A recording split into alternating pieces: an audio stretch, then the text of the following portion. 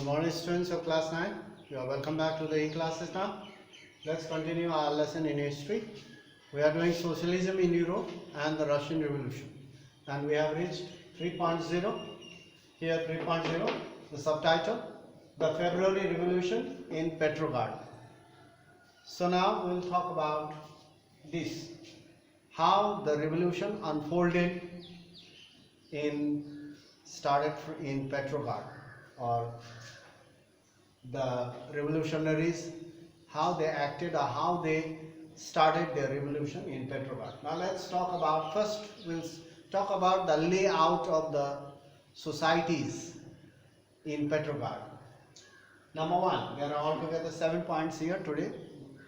In the winter of 1917, it was still a war time. The war started from 1914 to 1918 up to there, and now we are talking about 1917. In the winter of 1917, conditions in the capital Petrograd was green. So Petrograd was the winter capital of Russia. So the capital Petrograd was green. Green means serious. The situation was very serious. Why it was so serious? As it is, people were not satisfied with the Tsar government. They were very annoyed because most of the food grains were taken to the supplied to the soldiers, and there was no food grains in the market, and the prices of food grains were very high. That's why people were not happy with the Tsar government. So the layout, we'll talk about the layout of the city. The layout of the city seemed to encourage social division among its people. The way the city was constructed, the way people were divided there, it shows that the Tsar government encouraged social division. Why? Because we can see there the workers' quarter, factory workers' quarters, living quarters, and factories were located on the right bank of the river Neva. So there is a river right in the middle of the city Petrograd. On the right bank there were living quarters of the workers and the factories. On the left bank were high officials, posh colony, rich traders, factory owners, nobilities, and even parliamentarians, even Duma. Yes. On the left bank was a posh colony. Posh colony means rich, VIP's colony, including Duma, including the parliament. Duma was also on the left bank. On the right bank, factory workers, their quarters and factories. On the left, there was a posh colony, including the Duma or the parliament, and the Tsar Nicholas Palace. So you can see, in February 1917, we are talking about February 1917, it was a wartime.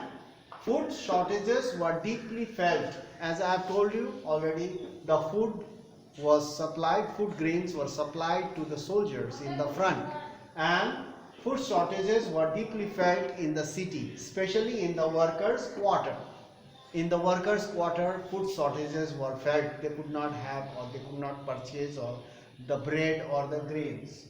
The winter was very cold. The winter was severe. It was too extreme cold.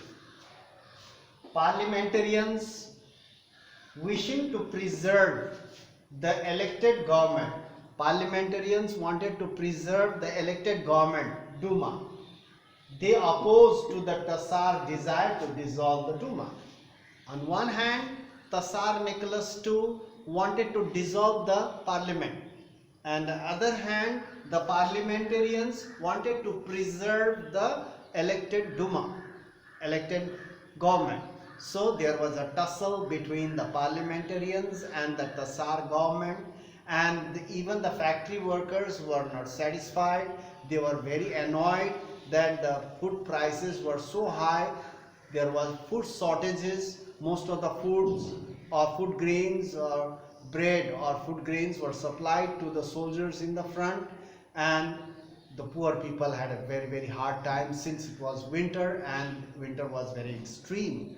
So you can see on 22 February a lockout took place at a factory on the right bank. On 22 February the factories were locked up by the workers.